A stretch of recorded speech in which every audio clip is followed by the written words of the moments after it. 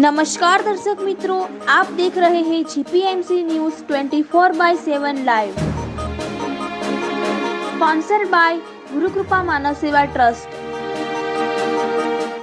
232મી રથયાત્રા અષાઢ સુદ બીજ તારીખ 7/7/2024 રવિવારના રોજ કપડવંજ નગરના પૌરાણિક શ્રી નારાયણદેવ મંદિરેથી ભવ્યથી અતિભવ્ય રથયાત્રાનું આયોજન કરવામાં આવ્યું, જેના વિશે જાણકારી મંદિરના વારાદારી પૂજારી વિમલભાઈ જોશી દ્વારા જણાવવામાં આવ્યું હતું કે સવારના નારાયણ દેવ દાદાને કેસર સ્નાન કરાવવામાં આવ્યું હતું, ત્યારબાદ મંગળા આરતી, ત્યારબાદ શણગાર, રાજભોગ, ત્યારબાદ સાંજે 4 કલાકે નિશાન ભોજન કરવામાં આવ્યું હતું।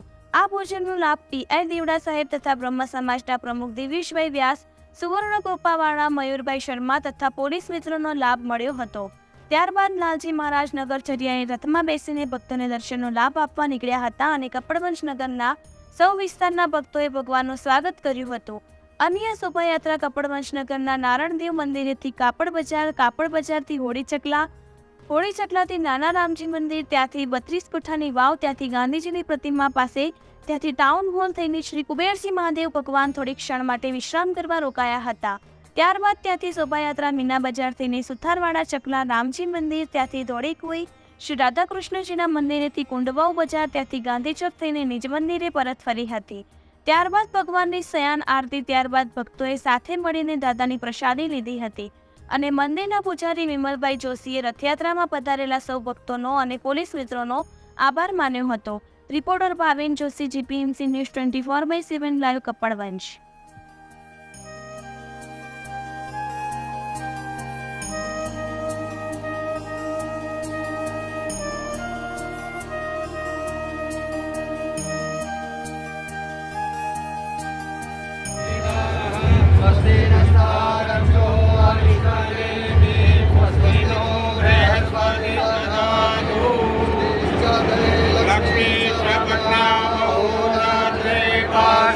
नक्षत्राणि रूपमश्विनौ व्यातं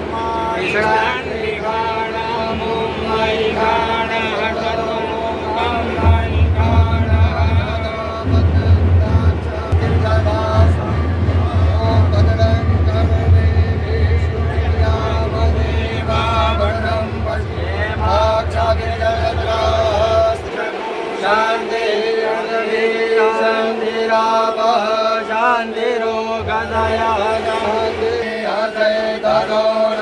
अभयं गुरो संज्ञा भयं वसुभ्यः